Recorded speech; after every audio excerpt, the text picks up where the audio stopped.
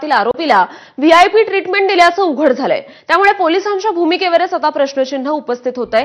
Sajapur MD drugs प्रकरणातील मुख्य आरोपी बबन भाईने 24 जूनला वाळूज एमआयडीसी पोलीस ठाण्यात पंख्याखाली बसून कुटुंबासह मेजवानी जोडल्याचं उघड झालंय। त्याचा फोटो देखील एबीपी माझाच्या हाती लागलाय।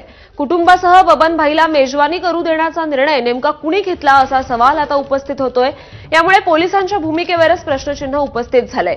या व्हीआयपी ट्रीटमेंट मागे राजकीय दबाव किंवा आर्थिक व्यवहार असल्याचा अंदाज आता वर्तवला जातोय। आणि या संदर्भात अधिक अपडेट्स देत आहेत आपले प्रतिनिधी कृष्णा केंडे। कृष्णा, आपण पाहतोय आरोपींना व्हीआयपी ट्रीटमेंट दिल्याचं अनेक वेळा उघड होतं, परंतु आता पंख्याखाली बसून मेजवानीचा ताव मारताना दिसतायत आरोपी। कधी घडलं हे प्रकरण?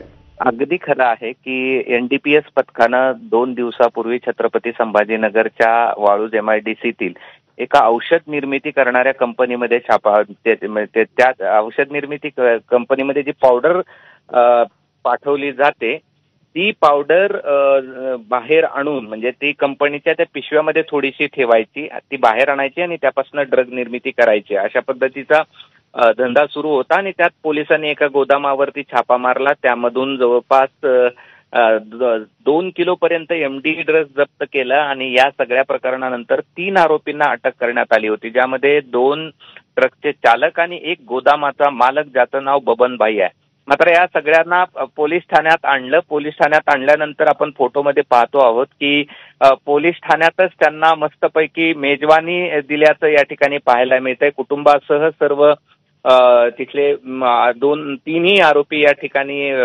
घरच्या जेवणावर किंवा बाहेर हॉटेलवरून आणलेल्या जेवणावरती ताव मारताना पाहायला मिळत आहेत। त्यामुळे कारवाई करतात, अटक केली जाते। मात्र अटक केल्यानंतरही जर अशी व्हीआयपी ट्रीटमेंट आरोपीला मिळत असेल तर पोलिसांचं भय निर्माण राहत आहे का, किंवा कारवाई केल्यानंतर? बरोबर आहे कृष्णा, त्यामुळे आरोपींना एकंदरीत दिली जाणारी व्हीआयपी ट्रीटमेंट यामुळे साहजिकच पोलिसांच्याच भूमिकेवर प्रश्नचिन्ह उपस्थित होतं। धन्यवाद या सविस्तर माहितीसाठी।